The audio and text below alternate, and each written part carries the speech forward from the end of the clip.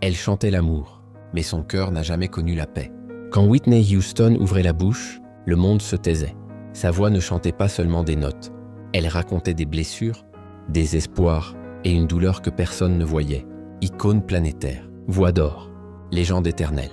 Et pourtant, derrière les projecteurs, Whitney se noyait. Voici l'histoire d'une femme qui avait tout, sauf le bonheur. Whitney Elizabeth Houston naît en 1963 dans un monde où la musique est une religion. Sa mère, Cissy Houston, chanteuse de gospel respectée. Sa cousine Dionne Warwick. Dans l'église, Whitney apprend très tôt que chanter, c'est prier. Mais dès l'enfance, Whitney ressent une pression invisible. Être parfaite, être digne de cette voix, ne jamais décevoir. Elle chante pour Dieu, mais elle commence déjà à se perdre elle-même. À 22 ans, le monde découvre Whitney Houston. Son premier album explose. Sa voix est pure, puissante, céleste. Chaque chanson devient un hymne. Elle ne chante pas seulement, elle domine.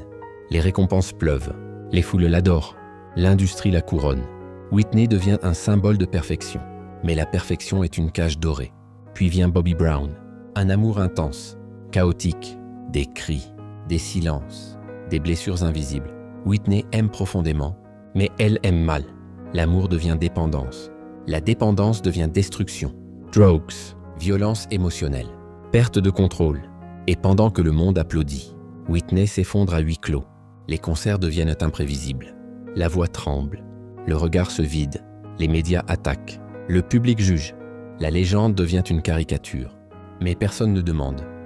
Pourquoi souffre-t-elle autant? Whitney ne chante plus pour vivre. Elle chante pour survivre. Malgré tout, Whitney croit encore en Dieu. Elle veut s'en sortir. Elle veut redevenir celle qu'elle était.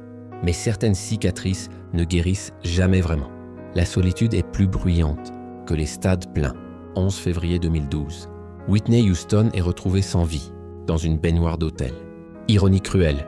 Celle qui faisait vibrer le monde s'éteint seule. Le silence remplace la voix. Whitney Houston n'était pas parfaite. Elle était humaine. Elle nous a appris que le talent ne protège pas de la douleur, que la gloire ne guérit pas les blessures, et que certaines voix chantent ce que les mots ne peuvent pas dire. Elle chantait l'amour, parce qu'elle en manquait. Et aujourd'hui encore, quand sa voix résonne, elle nous rappelle une vérité douloureuse. Même les étoiles peuvent se briser.